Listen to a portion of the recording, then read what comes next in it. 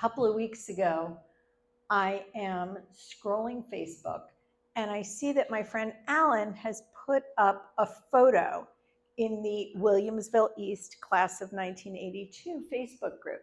It's a picture of his evening cocktail, amber liquid in this kind of brandy snifter, emblazoned with the words, "We've got tonight," and some stars on it.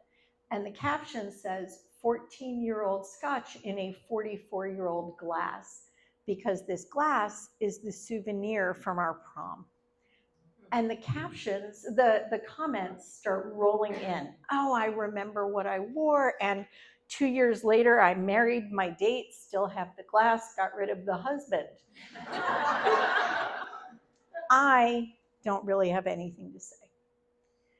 It's 1988. I am at the desk at my first real grown-up job. I've been there a couple of months. And my phone rings. I'm sitting there doing all the things we used to do first thing in the morning.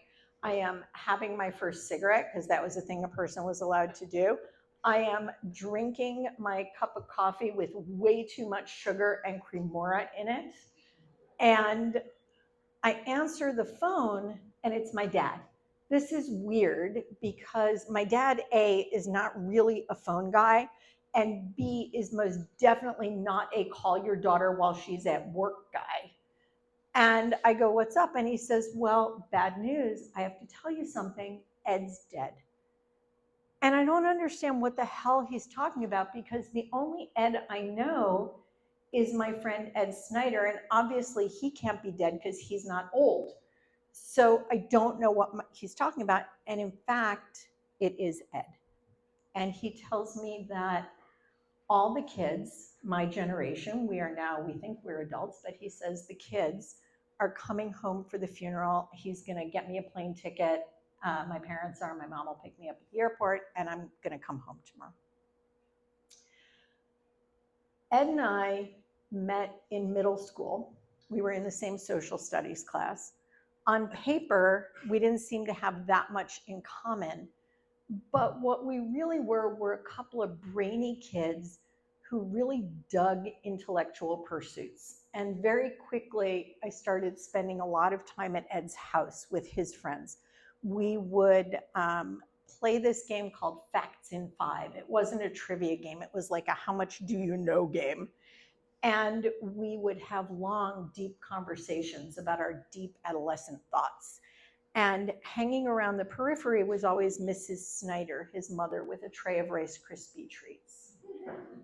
After middle school, Ed went to one high school in town and I went to the other, but we stayed friends and we were in touch all the time. We kept doing all our things together. And at the end of senior year, when it was prom time, I asked Ed if he would be my escort. Ed had a girlfriend of his own at his high school, but like now the kids go in these big gangs all together. But then if you wanted to go to prom, you better have a date. And I wanted to go to prom, so I needed a date, and Ed stepped up. He went with me to the tuxedo rental shop and let me help pick out his attire. It was black pants and a white dinner jacket. I felt like I had one mystery date. And that night, we go to the prom together. We take this one kind of awkward picture in front of my porch with him in his dinner jacket and me in my white Gunny Sacks dress. And we go to prom and we have dinner and we dance, and it's Bob Seger's right, we have tonight. It's great. After prom, Ed goes to Cornell, I go to Binghamton. After undergrad, I go to NYU, he goes to Harvard Law. And when we're done with grad school, he moves home. He's kind of realized that maybe he's invested 3 years in this career that he's not so interested in. He's got to figure this out. And Ed, who had always been super athletic, this kid was on the varsity tennis team in high school. Like, he never got high with us. He didn't get drunk with us. He played tennis and went for a jog. And he's at the JCC running on the track one morning, clutches his chest, and he's dead before he hits the floor. And so we all come home for his funeral. We go to the funeral home, we bury Ed at the cemetery. And when it's over, we go back to the Snyder's house for the Shiva meal. Everybody is together, there are prayers, but tensions are running super high. Two boys get in a fight over a whole lot of nothing, and the dads are kind of standing off to the side, like awkwardly shifting their weight from foot to foot in their stiff suits. And the moms are doing one of two things. Either they're standing just a little too close to their children, or they're hovering near the food table, because with nothing else to do and wanting to contribute in some way, like a dozen of them have brought kugel. Kugel is this Jewish noodle pudding. And the thing about kugel is no two moms make it the same way. Like, might be wide noodles, might be narrow noodles, might be topping, no topping, raisins, no raisins. And the moms are engaged in like the kugel Olympics, this competitive kugling, and they're all kind of watching out of the side of their eyes to see whose kugel gets eaten and whose goes untouched. And as I walk over to the food, Mrs. Snyder, she takes my hand in both of hers, and she looks at me with these wet, sad eyes, and she says to me, "Did he ever say anything to you, like he didn't feel good?"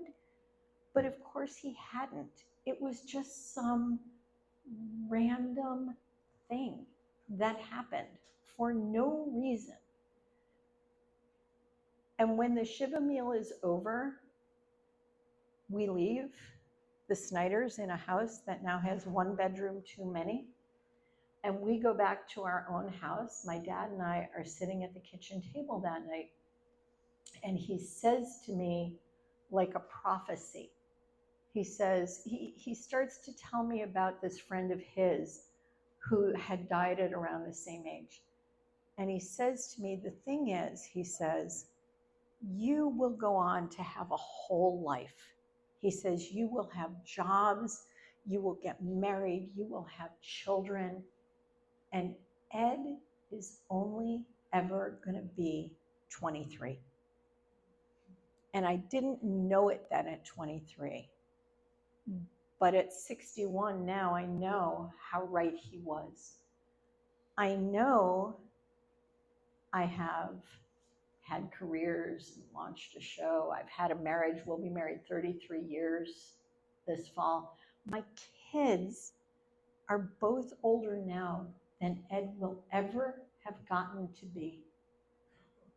And the other thing I know is how right Bob Seger was when he says we've got tonight. But the other thing I know is that he's only half right, because the truth is we've only got tonight. And so I am grateful to you all for sharing this one with me. Thank you.